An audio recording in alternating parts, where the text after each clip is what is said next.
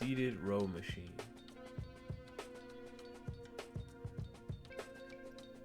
So most of the machines that you're going to do that work your back are going to be some variation of a row.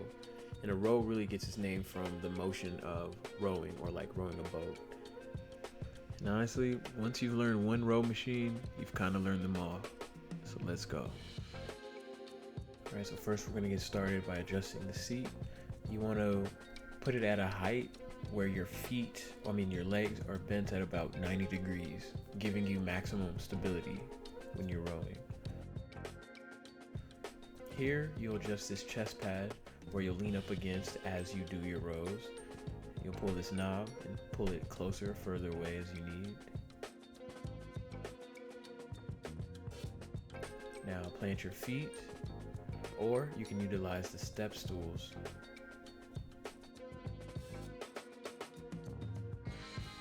After that, you can get ready to row. Sit up straight, feet into the ground, pull your elbows back, exhale, and release. As you release and return to the stretch position, allow the weight to really stretch your arms forward. This is going to help the lats get a really good stretch and an even better contraction as you pull your elbows back again. And you can do this workout and many of the others either single armed or double armed. It just depends on the exercise you choose to select. And also a reminder that when you're lifting, do take your time. Don't rush it, don't force it. Nice and controlled, feel those contractions, and this will really help you maximize your gains. But overall, this is a great machine along with the other row machines because it's so simple and to the point.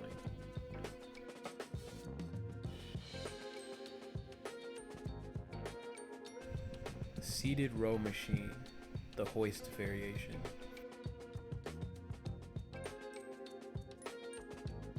This is going to be the exact same as the previous exercises.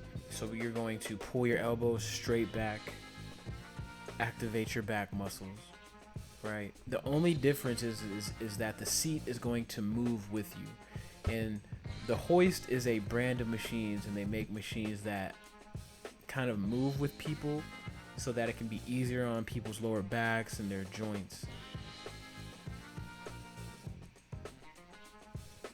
So let's get started. Go ahead and grasp the handles. You're going to sit up straight, plant your feet, and pull your elbows back, and maintain a good posture throughout the entire exercise. Exhale as you pull back. Inhale as you allow those arms to stretch forward, and take your time with these. Although they do kind of look like a rocket ship, like it looks like some kind of weird like lawnmower rocket ship or something. And a quick side note, the back and the biceps are the primary muscles for pulling movements, and that's why you'll hear people say call a back day a pull day, and compare this to chest and shoulders, which is a push day.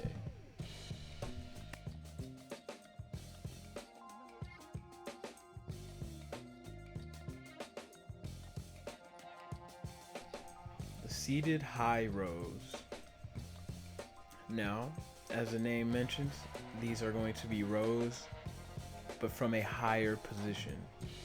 And really all this does is change the emphasis, or slightly change the emphasis on the portion of your back that's worked. You're still going to be working the same muscles you would in a regular row, but the emphasis is going to be slightly different.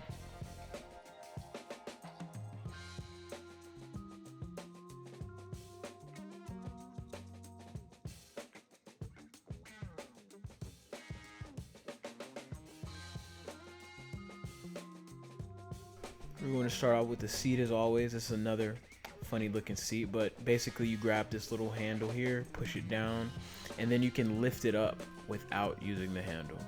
It's always good to know. Make sure it's solid into place before you sit down so you don't have an accident. Feet planted on the stool or flat on the floor for max stability.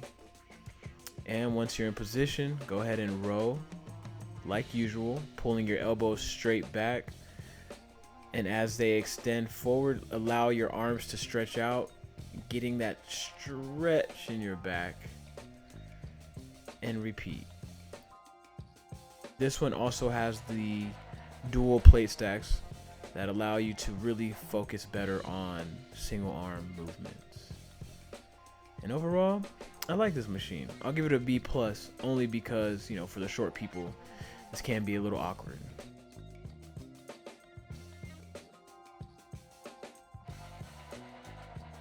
This is the last rowing variation.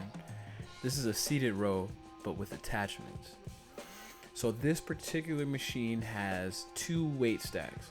Not all seated row machines with attachments have 2 weight stacks. This one particularly has 2 weight stacks, and I wanted to show it to people so they could understand what the heck they're looking at. And so ideally this would be used for, you would put 2 handles on there and use them either both at the same time or individually by alternating arms.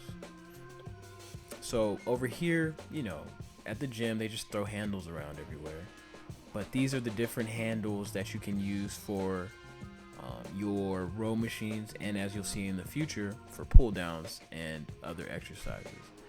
You got the long handle here, a shorter, more compact handle right here,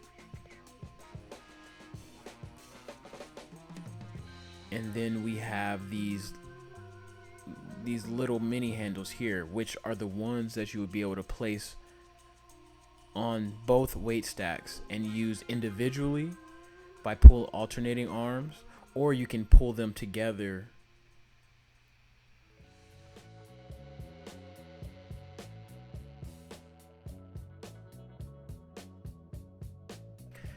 It's really simple though. You're going to unhook, or you're going to connect them both to the single hook on the handle. And just a reminder, you're going to be lifting double the weight, so be mindful of that. You're like, why is this so heavy now? It's like because you connected 2 weight stacks instead of just 1. But yeah, the motion on this is going to be the same as the previous. Back up straight. You want your feet planted on those stepping stools they give you in front for stability. Pull your elbows straight back and exhale as you release forward. Very simple. Keep the movements clean and controlled. Overall, I love this machine.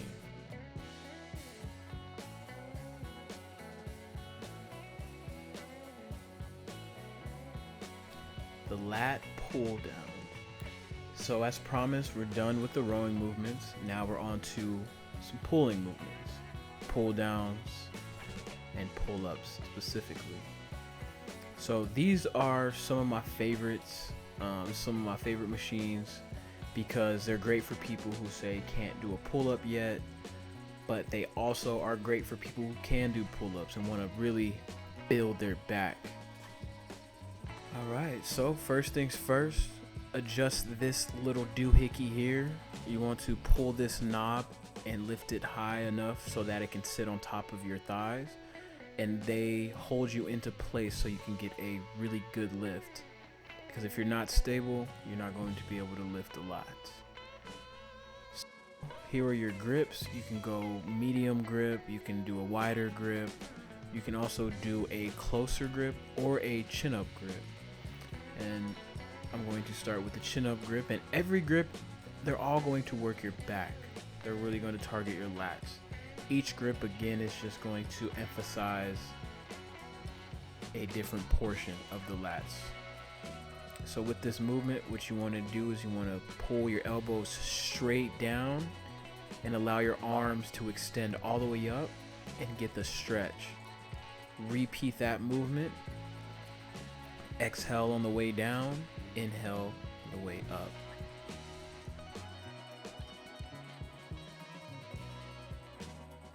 This is an average grip. I like to grab the bend of the bar about, give or take, for a standard grip on this one. But yeah, so this one is the same thing. I'm going to pull the elbow straight down and then allow the arms to extend all the way up, getting that stretch under the armpits, and drive it back down. And here's another grip variation. Don't really like this particular grip for this movement, but you know, I thought I'd show it anyways. All in all, I really like this machine, and I personally would give it an A+.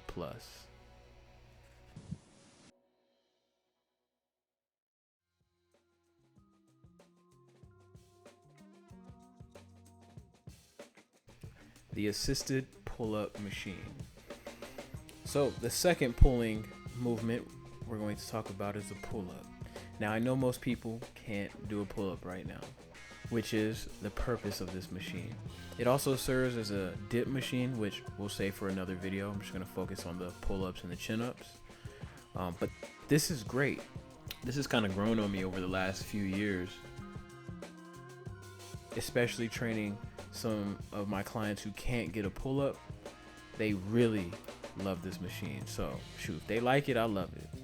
So this part here is the knee pad that you're going to put your knees on, and you will adjust it by pulling this knob here up or down. You can take it down if you're ready to do some pull-ups without it, but most people are going to need this, so you know how to adjust this.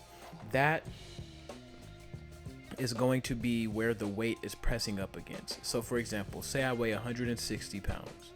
I put 160 pounds on the weight stack. Now if I climb on top of this, there's going to be 160 pounds pushing up against my knees.